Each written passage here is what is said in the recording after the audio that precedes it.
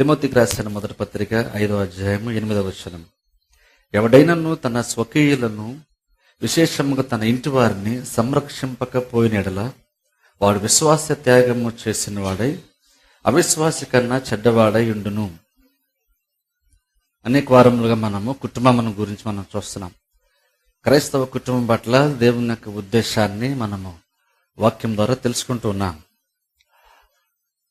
అందులో మొదటగా మానవుని పట్ల దేవుని యొక్క ఉద్దేశము, పురుషుని పట్ల దేవుని ఉద్దేశము, స్త్రీని పట్ల దేవుని యొక్క ఉద్దేశాన్ని మనం చూసుకున్నాం. ఆ తర్వాత భార్య యొక్క రెస్పాన్సిబిలిటీ, భర్త యొక్క రెస్పాన్సిబిలిటీ గురించి మనం చూసుకున్నాం. ఈ దినమున అలాగే వీలైతే వచ్చే వారం కూడా బిడ్డల పట్ల తల్లిదండ్రుల యొక్క బాధ్యతను గురించి కొన్ని విషయాలు ఈ వారం వచ్చే వారం కూడా నేను మాట్లాడతాను. ఇక్కడ మనం చదువుకున్నటువంటి వచనం మనం చూసినట్లయితే అక్కడ పౌలు తిమోతికి రాస్తూ ఏమంటున్నాడంటే, ఎవడైనాను తన స్వకీయులను అనగా విశేషముగా తన ఇంటి వారిని గమనించండి, తన ఇంటి వారిని సంరక్షింపకపోయిన యెడల వాడు విశ్వాస త్యాగము చేసిన వాడై అవిశ్వాసి కన్నా చెడ్డవాడై ఉండును. ఎవడైనాను తన స్వకీయులను విశేషముగా తన ఇంటి వారిని సంరక్షింపకపోయిన యెడల వాడు విశ్వాస త్యాగము చేసిన అంటే విశ్వాసాన్ని విడిచిపెట్టేసినటువంటి వాడై అవిశ్వాసి కంటే చెడ్డవాడని బైబిల్ చెప్తుంది. నమ్మచ్చు, అందరి కుటుంబం పట్ల రెస్పాన్సిబిలిటీని తెలుసుకోవాలి. మనకి ఎంత భక్తి ఉందనేటువంటిది కాదు, మన యొక్క భక్తి జీవితంలో కుటుంబాన్ని వాక్య ప్రకారం నడిపించుకోవటం అనేటువంటిది కూడా భక్తి జీవితంలో ఒక భాగము. అది మనం గుర్తించాలి. ఇప్పుడు మనం ఏమనుకుంటామంటే కుటుంబాన్ని చూసుకోవటం వేరు, మనకు భక్తి జీవితం వేరు అనుకుంటాం. కానీ యాక్చువల్గా బైబిల్ మనం చూస్తే భక్తి జీవితం వేరు, కుటుంబ జీవితం వేరు అని కాదు. భక్తి జీవితంలోనే కుటుంబ జీవితం ఉంది. కుటుంబ జీవితం సరిగ్గా చూసుకోవడంలోనే మనకు భక్తి జీవితం అంటే ప్రూవ్ అవుతుంది. అందుకనే ఇక్కడ పౌలు అంతవరకు వెళ్ళాడు. స్వకీయులు తన సొంత వారిని అంటే తన కుటుంబ సభ్యుల్ని, అంటే భార్య ఉందనుకోండి భర్త తరపున తల్లిదండ్రుల్ని, అలాగనే భర్తను అనుకోండి భార్య తరపున కుటుంబ సభ్యుల్ని, వాళ్ళ స్వకీయులు వాళ్ళని ముఖ్యంగా కుటుంబ సభ్యుల్ని సంరక్షింపకపోయినలా వాడు అంటున్నాడు ఇక్కడ. అంటే సంరక్షించడం అంటే వారి మంచి చెడన్ని కూడా చూసుకోవటం, వారి అవసరతలను తీర్చడం, వారికి ప్రాబ్లమ్స్ వచ్చినప్పుడు ఆ ప్రాబ్లమ్స్ని ఎలా సాల్వ్ చేయాలో తెలుసుకోవడం, దాన్ని సంరక్షించడం అని బైబిల్ చెప్తుంది. సంరక్షించకపోతే అతనికి విశ్వాసం ఉన్నా సరే ఆ విశ్వాసాన్ని విడిచిపెట్టేసేటువంటి వాడితో అవిశ్వాసి కంటే చెడ్డవాడు. సరే అక్కడ విశ్వాసం లేనివాడని చెప్పట్లేదు, విశ్వాసాన్ని విడిచిపెట్టేసినటువంటి వాడు. ఎందుకంటే మన విశ్వాసం అనేటువంటిది మన కుటుంబాన్ని నడిపించుకోవడంతో కూడా ప్రూవ్ అవుతుంది. అందుకని ఇక్కడ పౌలు అంత ఎక్స్ట్రీమ్కి వెళ్ళి తన స్వకీయులను విశేషంగా తన ఇంటి వారిని సంరక్షించకపోతే విశ్వాసాన్ని విడిచిపెట్టేసినటువంటితో సమానం. విశ్వాసాన్ని విడిచిపెట్టేసినప్పుడు ఆ విశ్వాసి అన్యుడి కంటే చెడ్డవాడై ఉంటున్నాడంట. అందుకనే చూడండి, కుటుంబాన్ని సంరక్షించుకోవటము, సంరక్షించుకుంటే చాలా మంచి మాట. అంటే జస్ట్ అది పోషించడం గురించి చెప్పాలి. సంరక్షించడం అంటే అందులో అన్నీ వస్తాయి. సంతోషంలో ఉండడము, బాధల్లో ఉండడం, ఇబ్బందులు ఉండడము, అన్నిట్లో కూడా తోడుండడం, అది సంరక్షించడం అంటే. అంటే మంచిగా చూసుకోవడం, అది జస్ట్ ఏదో వాళ్ళకి కావాల్సింది తెచ్చి పడేయడం కాదు. వాళ్ళకి ప్రాబ్లమ్స్లో తోడుగా ఉండడం, వాళ్ళు నిరుత్సాహం ఉండడం, వాళ్ళు ధైర్యపరచడం, వాళ్ళు ఓదార్చడం, వాళ్ళు సంతోషంగా ఉండడం, వాళ్ళతో పాటు సంతోషించడం, ఇవన్నీ కూడా సంరక్షణ అనేటువంటి దానిలోకి వస్తాయి. ఆ సంరక్షించుకునేటువంటిది కుటుంబ సభ్యుని యొక్క బాధ్యత. ముఖ్యంగా కుటుంబానికి శిరస్సు అని ఎవరి గురించి అయితే చెప్పుకుంటున్నామో ఆ వ్యక్తి యొక్క బాధ్యత. ముఖ్యంగా ఇక్కడ స్పెసిఫిక్గా పురుషుల గురించి మనం చూస్తున్నాం ఇక్కడ. అందుకే ఈ రోజున ముఖ్యంగా బిడ్డల పట్ల తండ్రి యొక్క బాధ్యత అంటే ముఖ్యంగా ఈ రోజున చూస్తాం. బేసిక్గా ముఖ్యంగా ఏంటంటే తండ్రి యొక్క బాధ్యత. తల్లిదండ్రుల గురించి బైబిల్ ఉంది, కానీ ఈ రోజు మాత్రం స్పెసిఫిక్గా తండ్రి గురించే మాట్లాడతాను. తండ్రి యొక్క రెస్పాన్సిబిలిటీ ఏంటి? అందుకనే కుటుంబంలో భర్త కరెక్ట్గా ఉండాలంటాను. కుటుంబంలో ఉన్నటువంటి పురుషుడు, కుటుంబానికి పెద్దగా ఉన్నటువంటి పురుషుడు కరెక్ట్గా ఉంటేనే మిగిలిన కార్యాలన్నీ కూడా కరెక్ట్గా ఉంటాయి. నేను చూడండి దీని గురించి చెప్తున్నాను చూసారు. అందుకనే మొదట కుటుంబంలో భర్త లేదంటే పురుషులే భక్తి కలిగి ఉండాలి. ఎక్కువ భక్తి పురుషుల్లో కనబడాలి. అది యాక్చువల్గా దేవుని యొక్క చిత్తం. అది అంటే అర్థమైనట్టు ఒక రకంగా దేవుని చిత్తం ఎగ్జాక్ట్ గా జరిగితే సంఘం యాక్చువల్గా ఎలా ఉండాలంటే సంఘంలో స్త్రీల కంటే పురుషులు ఎక్కువ కనబడాలి. ఎందుకంటే పురుషులకు ఎక్కువ బాధ్యత దేవుడు ఇచ్చాడు. పురుషుల భుజాలపైన ఎక్కువ ఆధారపడి ఉంది. పురుషులకు చాలా ఎక్కువ డ్యూటీస్ ఉన్నాయి. పురుషులకి మోయాల్సిన భారం ఎంతో ఉంటుంది. ఈ భారం అంతా మోయాలంటే పురుషులు స్త్రీల కంటే ఎక్కువగా దేవుని మీద ఆధారపడాల్సి ఉంది. ఎందుకంటే అంత ఎక్కువ బాధ్యత ఉంది కాబట్టి పురుషులే దేవుని పైన ఎక్కువ ఆధారపడాలి. అందుకనే పురుషులకే భక్తి ఎక్కువ ఉండాలంటాను నేనైతే, అది బైబిల్ ప్రకారం చూసుకుంటే. ఎందుకంటే మనం ఏదైనా తోటలోకి వెళ్ళి చూసినప్పుడు కూడా దేవుడు నేరుగా అవ్వకు చాలా విషయాలు చెప్పలేదు. ఆదాముకి చాలా విషయాలు చెప్పాడు. ఆదాము తర్వాత అవ్వకు చాలా విషయాల్ని బోధించాడు.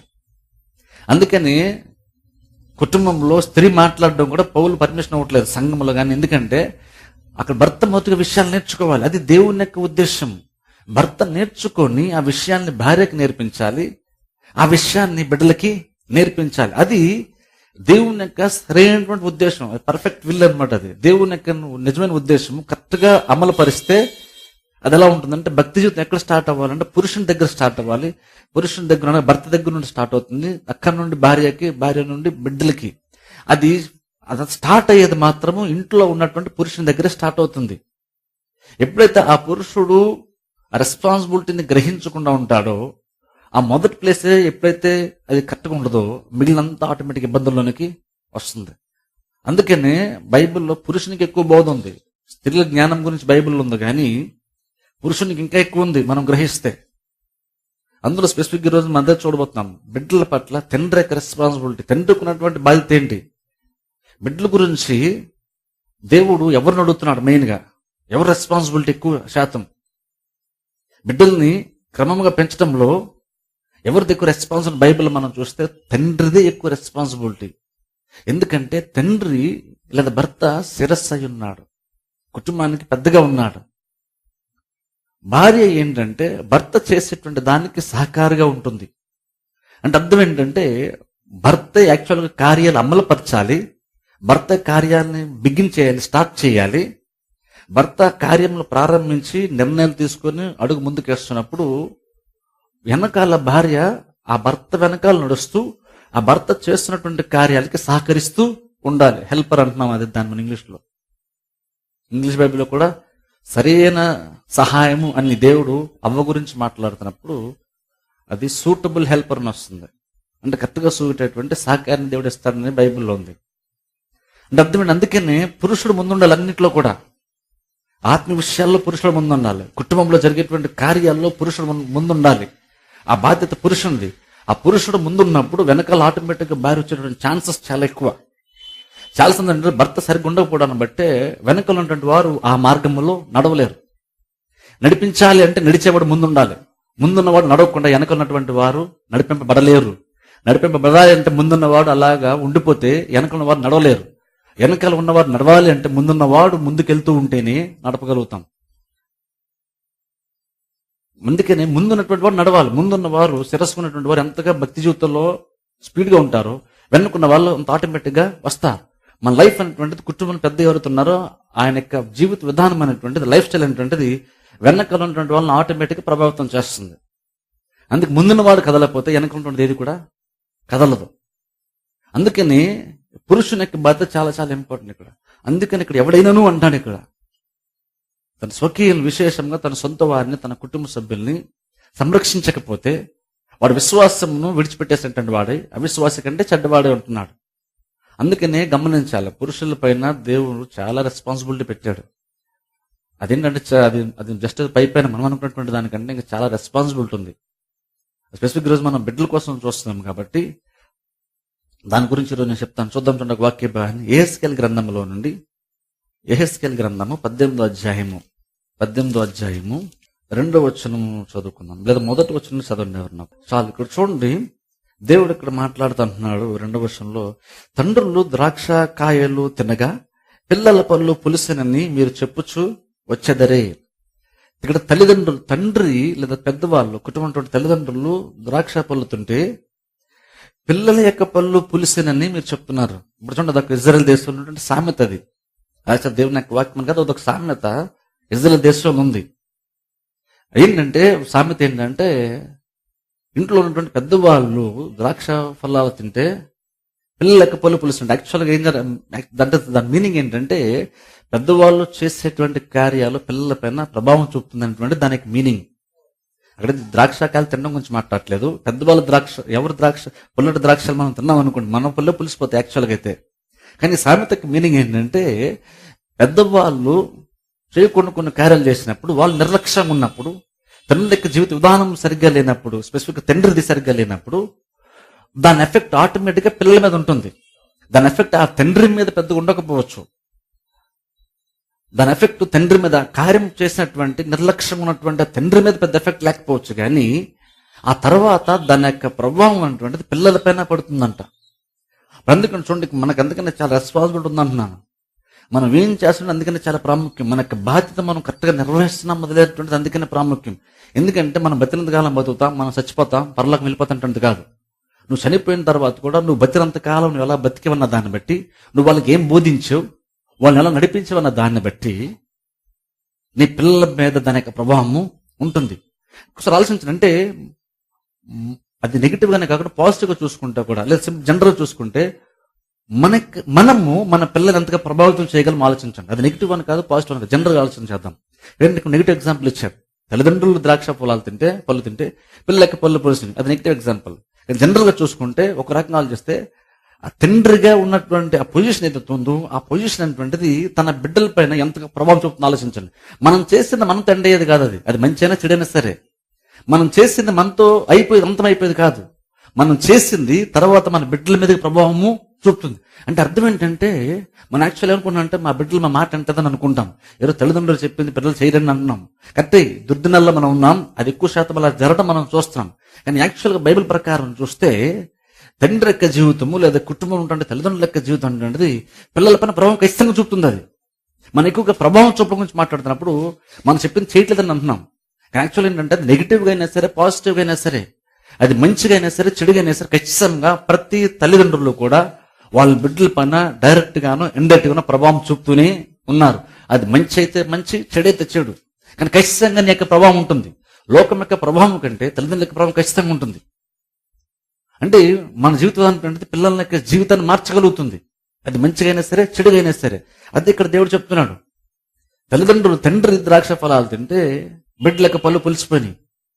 అంటే ఆలోచించండి, మనం కొంచెం జాగ్రత్తగా అనుకుంటే, మనం కొంచెం వాక్య జ్ఞానం ప్రకారం ఉంటే మన బిడ్డలు మనం ఎంత ఇన్ఫ్లుయెన్స్ చేయొచ్చు ఆలోచించండి. అంటే అర్థం ఏంటంటే, మన పొజిషన్ అలాంటిదంటే మనం అనుకుంటే మన బిడ్డల స్థితిని మార్చగలం. అది ఇక్కడ చెప్తున్నాడు. మనం బాగా బ్రతుకుతూ కూడా మన పిల్లల మీద దాని ఎఫెక్ట్ ఉండదని కాదు. నువ్వు కరెక్ట్గా బ్రతికితే నీ పిల్లలు మీ ద్వారా ప్రభావితం చేయబడతారు. అంటే మనము మన బిడ్డల్ని మనకు అనుకూలంగా మలుచుకోవచ్చు అన్నమాట. ఆ శక్తి తల్లిదండ్రులుగా ఉండేటువంటి ఆ పొజిషన్ ఎవరైతే ఉన్నారో ఆ పోస్ట్కి అంత శక్తి ఉంది. వ్యక్తిగా మనకు అంత లేకపోవచ్చు, కానీ ఆ పొజిషన్కి, నేను చెప్పి చూస్తారా, దేవుడు ఎప్పుడు కూడా వ్యక్తి కంటే పొజిషన్కి ఎక్కువ ప్రాధాన్యత ఇస్తాడు. ఆ పొజిషన్ దేవుడు ఒకసారి పెట్టిన తర్వాత ఆ విషయంలో దేవుడు రాజీపడ్డు. అందుకే దేవుడు ఎక్కువ పొజిషన్స్కి ఎక్కువ, అధికారానికి ఎక్కువ ఇంపార్టెన్స్ ఇస్తాడు, ప్రాధాన్యతను దేవుడు ఇస్తాడు. ఇప్పుడు తల్లిదండ్రులుగా కూడా దేవుడు ఆ పోస్ట్కి ఎంత ఇంపార్టెన్స్ ఇచ్చాడో, ఎంత ప్రాముఖ్యతను ఇచ్చాడో, మనం కూడా ఆ పోస్టులో ఉంటుంది మనము అంతే ప్రాముఖ్యమైన విషయం మనం గుర్తించాలి. అది సామాన్య విషయం కాదు. మనకంత తెలివితేటలు లేకపోవచ్చు ఒక్కొక్కసారి, లేదంటే మనకంత చదువు లేకపోవచ్చు, మనకంత జ్ఞానం లేకపోవచ్చు, కానీ మనము మన పిల్లల్ని ఇన్ఫ్లుయెన్స్ చేయడానికి నీ జ్ఞానం మీద, నీ సామర్థ్యం మీద ఆధారపడలేదు, నీ పొజిషన్ మీద ఆధారపడి ఉంది. పొజిషన్ మీద. అందుకని అంటున్నాను, దేవుడు అందుకని పొజిషన్కి ప్రాధాన్యత ఇస్తాను. అందుకనే ఆ పొజిషన్ బట్టి ఆటోమేటిక్గా వాళ్ళ మీద ఎఫెక్ట్ ఉంటుంది. అందుకు గమనించండి, మనం ఏంటంటే యాక్చువల్గా మనం ఇప్పుడు చూడండి, మనం ప్రతి వాళ్ళు కూడా భార్య భర్తలు బిడ్డలు కావాలనుకుంటారు, కోరుకుంటాం. కుమారులు లేదా బిడ్డలు యెహోవా గురించి స్వాస్థ్యము దేవుడు ఇస్తున్నాడు. మనం ఏమనుకుంటాం, మనకు బిడ్డలు కావాలనుకుంటాం, బిడ్డలను అడుగుతున్నాం దేవుడు మన బిడ్డలు ఇస్తాం అనుకుంటున్నాం. కానీ అందులో ఉన్నటువంటి రెస్పాన్సిబిలిటీ మనం మర్చిపోతున్నాం. అంటే అర్థం ఏంటంటే, దేవుడు మనకు ఒక బహుమానం ఇచ్చింది. అర్థం ఏంటంటే, లైఫ్ జీవితాంతం కూడా నీ మీద ఒక బరువు ఉందన్న విషయాన్ని గుర్తుపెట్టుకోవాలి మనం. ఏంటంటే దేవుడు మనకు కుమారులను లేదా కుమార్తెలు ఇచ్చిన అర్థం ఏంటంటే, నువ్వు జీవితాంతం వరకు కూడా నువ్వు భరించాల్సినటువంటి, మోయాల్సినటువంటి ప్రతిదీ చేసే బాధ్యత నీ మీద ఉంటూ ఉంది. అది వాళ్ళ పెద్దవాళ్ళైనా సరే, నువ్వు చచ్చిపోయే వరకు ఆ బాధ్యత నీ మీద ఉంటూనే ఉంటుంది. వాళ్ళ బిడ్డలకు మనం పెద్దవాళ్ళు చేసేయచ్చు, వాళ్ళ పెళ్లిళ్ళు చేసేయచ్చు, అయినా సరే ఇంకను తల్లిదండ్రులమ్మగా వాళ్ళు పెళ్లిళ్ళు చేసిన తర్వాత కూడా వాళ్ళకి రెస్పాన్సిబిలిటీ మన మీద ఉంటుంది. అంటే అర్థం ఏంటంటే, నీకు పెద్ద పనినే దేవుడు అప్పగించిన అర్థం. దేవుడు మనకి బిడ్డల్ని ఇచ్చాడు అర్థం ఏంటంటే నువ్వు జీవితాంతము కష్టపడాల్సినటువంటి ఒక పనిని దేవుడు నీకు ఇచ్చాడు. కాకపోతే మనం ఏంటంటే బిడ్డలను అలా చూడం. బిడ్డలు కలిగి సంతోషిస్తాం, ప్రేయర్ కూడికలు పెట్టుకుంటాం, సంతోషిస్తాం, అయిపోయింది అనుకుంటాం. లేదా బిడ్డలు పెళ్లిళ్ళు చేస్తాం, అయిపోయింది అనుకుంటాం. కానీ అక్కడితో అయిపోలేదు. నువ్వు కన్నావంటే, నువ్వు తండ్రి అంటే, నువ్వు చచ్చిపోయే వరకు కూడా నీకు దేవుడు ఒక పనిని అప్పగించాడు. అది నన్నడిగితే మనం చేసేటువంటి ఉద్యోగం కంటే, చేతి పని కంటే ఇది ఇంకా బాధ్యతతో కూడినటువంటి కార్యం. ఉద్యోగం అనేటువంటి దానికి ఒక 6 years వస్తే రిటైర్మెంట్ ఇచ్చేస్తున్నారు. ఎందుకంటే ఆ తర్వాత మన ఏజ్ సహకరించదన్న విషయం ప్రభుత్వానికి తెలుసు కాబట్టి, అంత మించి వాళ్ళని పనిలో పెట్టుకోవడం వల్ల ఉపయోగం ఉండదని వాళ్ళు తెలుసు కాబట్టి 60 yearsకి రిటైర్మెంట్ ఇచ్చేస్తారు వాళ్ళు. కానీ ఒక తల్లిదండ్రులుగా లేదా తండ్రిగా ఆ పోస్ట్కి రిటైర్మెంట్ మాత్రం లేదు. రిటైర్మెంట్ ఎప్పుడంటే చచ్చిపోయినప్పుడు రిటైర్మెంట్. చచ్చిపోయే వరకు నువ్వు తండ్రిగా పిలువబడుతున్నంత వరకు ఆ రెస్పాన్సిబిలిటీ ఉంటూనే ఉంటుంది. ఒకవేళ మన బిడ్డలు పెళ్లిళ్ళు చేసేసి మన బిడ్డలు పెద్దవాళ్ళు అయిపోయి వాళ్ళ బిడ్డలు పెద్దవాళ్ళు అయిపోతున్నారు సార్, ఇంకా తండ్రిగా బ్రతుకున్నావంటే ఇంకా నువ్వు నీ బిడ్డలు కనేసి ఉంటారు. ఇంకా నువ్వు నీ బిడ్డ పైన రెస్పాన్సిబిలిటీ ఉంది. తల్లిదండ్రులు అంటున్నామంటే రెస్పాన్సిబిలిటీ ఖచ్చితంగా ఉంది. దేవుడు అందుకని జస్ట్ ఒక జనరేషన్ మాట్లాడు, నీ పిల్లలకు అంటాడు. అంటే ఏంటంటే జస్ట్ నీ పిల్లలకి కాదు, నీ పిల్లలకు కూడా దాని గురించి కూడా నువ్వు ఆలోచించాలి. నీకు పుట్టినటువంటి వాళ్ళకి కాదు, నీకు పుట్టినటువంటి వాళ్ళ గురించి కూడా నువ్వు ఆలోచించాలని దేవుడు చెప్తున్నాడు. అంటే దేవుడు అంత దూరం ఆలోచిస్తున్నాడు. అందుకని దేవుడు బిడ్డల గురించి మాట్లాడేటప్పుడు 2-3 తరముల గురించి మాట్లాడతాడు. జస్ట్ ఒక తరం గురించి మాట్లాడు దేవుడు. అబ్రహాముతో మాట్లాడుతున్నప్పుడు ఇస్సాకుని యాకోబుని దేవుడు చూస్తున్నాడు. అలాగేంటంటే దేవుడు ప్రతిదీ కూడా ఒక వ్యక్తిలో ఆ వంశాన్ని దేవుడు చూస్తున్నాడు. మనం అలా చూడలేకపోతున్నాం. అదే మనకున్నటువంటి ప్రాబ్లం. ఈ విషయాల్లో మన మనోనేత్ర వెలిగింపడాలి. ఆ విషయం మనం తెలుసుకోగలగాలి. జస్ట్ మనం కాలేము, మనలో ఎన్నో తరాలు ఉన్నాయి, మన బిడ్డల్లో ఎన్నో తరాలు ఉన్నాయి. అది ఉందని విషయం మనం నిజంగా గ్రహించినప్పుడే మనం చేసిన ప్రతి కార్యం ఎంత ఇంపార్టెంట్ అవుతుందో, ప్రతిరోజు మన బిడ్డలతో మనం ఎలా ఉంటున్నటువంటిది ఎంత ప్రాముఖ్యం అప్పుడే మనకు తెలుస్తుంది. మనం దేవుడు ఇచ్చినటువంటి అవకాశాన్ని మనం సద్వినియోగం చేసుకున్నప్పుడు మనకు తెలియకుండా వాళ్ళు పెద్దలు అయిపోతారు. వాళ్ళు పెద్దలు అయిపోయిన తర్వాత మన మాట వినరు. చిన్నప్పటి నుండి దేవుడు అందుకనే బోధించమని చెప్పాడు తల్లిదండ్రులకి. వాళ్ళ బిడ్డలు ఉన్నప్పుడు వాళ్ళకి ఏమీ తెలియదు. ఆ టైంలోనే వాళ్ళు ప్రతిదీ నేర్చుకున్న ఆ టైంలోనే లోకం కంటే ఎక్కువ, ఇరుగు పొరుగు వారి కంటే ఎక్కువ తల్లిదండ్రుల బిడ్డలకి ఎక్కువ నేర్పాల్సి ఉంది. ఈ విషయంలో క్రిస్టియన్స్ గా మనకి, నేను చెప్పేది జనరల్ గా అందరి గురించి చెప్తున్నాను, మన సంఘాన్ని కదా, జనరల్ చూసుకుంటే అందరికి కూడా ఈ విషయం భక్తి ఉంది. కానీ ఈ విషయానికి వస్తే మాత్రం మన భక్తి జీవితం మనం ప్రూవ్ చేసుకోలేకపోతున్నాం. బిడ్డల్ని పెంచడంలో ప్రతి క్రిస్టియన్ పేరెంట్స్ ఫెయిల్ అవుతున్నాం చాలా సందర్భాల్లో. మన భక్తిగా ఉంటున్నాం, చాలా అనుకుంటున్నాం. నేను చర్చకొచ్చేస్తానంటే నేను ప్రార్థన చేసుకుని వాళ్ళ సంగతి నాకు తెలియదని అంటాం. కానీ యెహోషువ అలాగనలేదు. యెహోషువ నేను నా ఇంటి వారు యెహోవాను సేవిస్తాను. నా పిల్లలు వాళ్ళకి అప్పటికి పెళ్ళి అయిపోయి ఉండొచ్చు, పెద్దలు అయిపోయి అయినా సరే వాళ్ళు ఏం చేయాలి నేను డిసైడ్ చేస్తాను. వాళ్ళు ఎలా భక్తిలో కొనసాగాలో, వాళ్ళు ఎలా జీవించాలో, వాళ్ళు ఏం నిర్ణయాలు తీసుకోవాలో అది నేను ఉన్నాను కాబట్టి అది నా చేతుల్లో ఉంది. నేను నా ఇంట్లో యెహోవాను సేవిస్తాను. నేను ఇల్లు అడగాల్సిన పని లేదు. నేను నా నిర్ణయం తీసుకున్న తర్వాత వెళ్ళి వాళ్ళకి చెప్పినప్పుడు వాళ్ళ మాట వింటారు అన్నది యెహోషువకు నమ్మకం. ఆ నమ్మకాన్ని కుటుంబం దగ్గర యెహోషువ సంపాదించుకున్నాడు. ఆ నమ్మకాన్ని ప్రూవ్ చేసుకున్నాడు. యెహోషువ నమ్మితే మనం బాగుంటాము, నా భర్త నమ్ముకుని నేను బాగుంటాను, మా తల్లిదండ్రులు నమ్ముకుని నేను బాగుంటాను అన్న నమ్మకాన్ని యెహోషువ తన భార్య దగ్గర కానీ లేదా తన బిడ్డల దగ్గర కానీ సంపాదించుకోగలిగాడు. కాబట్టి ఆయన వాళ్ళతో కన్సల్ట్ చేయకుండానే ఏమంటున్నాడంటే నేను నా ఇంటి వారు యెహోవాను సేవిస్తాం. అంటే యెహోషువకు నమ్మకం ఏంటంటే నేను చెప్పానంటే ఖచ్చితంగా నా భార్య వింటుంది, నా బిడ్డలు కూడా వింటారు. ఎలా గ్యారంటీ? అంత పెద్ద దేశం ఎలా చెప్పగలడు? దేశం అంతా ఒక పక్క ఉంటుండగా యెహోషువ ఒక్కడు ఒక పక్క ఉంటూ నేను చెప్పింది ఖచ్చితంగా నా బిడ్డలు కూడా వింటారు అని ఎలా చెప్పగలిగాడు తెలుసా? అంతకుముందు ప్రతిదీ కూడా తన భార్య కానీ తన బిడ్డలు కానీ చేస్తుంటేనే ఇప్పుడు ఆ మాటని చెప్పగలడు. అంత క్రిటికల్ పొజిషన్ లో బలమైనటువంటి నిర్ణయాన్ని తీసుకోవాల్సిన టైం వచ్చినప్పుడు ఆ సందర్భం ఏంటి తెలుసా? యెహోషువ అంటున్నాడు, ఇజ్రాయెల్ దేశం గురించి మాట్లాడుతున్నాడు, కొన్ని లక్షల మంది గురించి మాట్లాడుతూ అని అంటున్నాడు. మీరందరూ అన్నప్పుడు లక్షల మంది గురించి మాట్లాడుతున్నాడు ఆయన. జస్ట్ ఏదో సంఘంలో 10 కుటుంబాల గురించి మాట్లాడు, మీరందరూ వచ్చినారకపోయినా అని 10 మంది కుటుంబాల గురించి చెప్పట్లేదు యెహోషువ. కొన్ని లక్షల మందితో మాట్లాడుతున్నాడు అక్కడ. మీరును అన్నప్పుడు లక్షల మందితో మాట్లాడుతూ, మీరు లక్షల మంది సేవించినా సేవించకపోయినా సరే నేను మీతో ఐగుప్తులోంచి వచ్చాను బయటికి, మీతో నేను కాంగ్రెస్కి వెళ్తాను మంచిది, కానీ ఒకవేళ మీరు సేవించినా సేవించకపోయినా సరే నేను నా ఇంటి వారు యెహోవాను నేను సేవించేస్తాను అంటలేదు యెహోషువ. అలా అన్నా చాలా వరకు బెటరే. కానీ యెహోషువ అందుకని ఒకటి ముందుకేసి నేను నా ఇంటి వారిని యెహోవాను సేవించేస్తాను. ఎందుకంటే అంతకుముందు ఆయన యెహోషువ తీసుకున్న నిర్ణయాలు అంత పాజిటివ్గా ఉన్నాయి. అంత వాక్యంకు అనుకూలం ఉన్నాయి కాబట్టి ఇంట్లో ఉన్నటువంటి భార్య కానీ ఇంట్లో ఉన్న బిడ్డలు కానీ వాళ్ళు కూడా భర్తను కానీ తండ్రిని కానీ చూసి ఎలా ఫీల్ అవుతుంటే వాళ్ళు మా డాడీ ఏం డిసిషన్ తీసుకుని ఖచ్చితంగా మాకు మంచిదే తీసుకుంటుంది. ఎందుకంటే గతంలో ప్రూవ్ చేయబడింది ఆ విషయం. అందుకని ఇప్పుడు ఏంటంటే వెళ్ళి బిడ్డలు అడగాల్సిన పని లేదు ఈ తండ్రికి. ఇంతకుముందు నేను చల్లనాలు తీసుకున్నాను, అందులో వాళ్ళకి చాలా బెనిఫిట్ ఉందన్న విషయం వాళ్ళకి తెలుసు. నేనేంటో ఆల్రెడీ వాళ్ళ విషయంలో ప్రూవ్ చేస్తున్నాను కాబట్టి నేనేం తీసుకున్నా వాళ్ళ మంచి కోసం తీసుకున్నాను తెలుసు కాబట్టి అది ఆల్రెడీ నేను ప్రూవ్ చేసాను వాళ్ళకి. నేను అలా ప్రతిరోజు జీవించాను. అందుకనే ఇప్పుడు చెప్తున్నాను, మీరు లక్షల మంది మీరు ఎటు వెళ్ళిపోయినా సరే, మీరు విగ్రహాల వైపు వెళ్ళిపోయినా సరే, నేను నా ఇంటి వారు మాత్రం యెహోవానే సేవిస్తాను. ఈ రోజుల్లో ఎంత భక్తి గల తండ్రినా సరే అంత ధైర్యంగా కుటుంబం గురించి ఆ మాటనే చెప్పలేం మనం. సేవించడం పక్కన పెడతాం, నేను నా ఇంటి వారు చర్చకొస్తాం అన్న మాట కూడా ధైర్యంగా చెప్పలేం. బిడ్డలు చర్చకొస్తారో లేదో చర్చకొచ్చే వరకు తండ్రికి తెలియదు. భర్త చర్చకొస్తారో లేదో చర్చకొచ్చే వరకు భార్యకి తెలియదు. లేదా భార్య చర్చకొస్తుందో లేదో చర్చకొచ్చే వరకు భర్తకు తెలియదు ఆ విషయం.